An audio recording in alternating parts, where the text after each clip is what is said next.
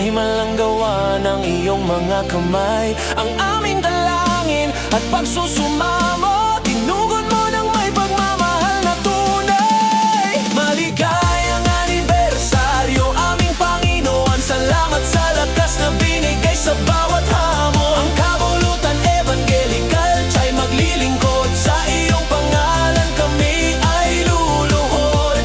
Dakila ang iyong katapatan, ngayon at magpakailanman.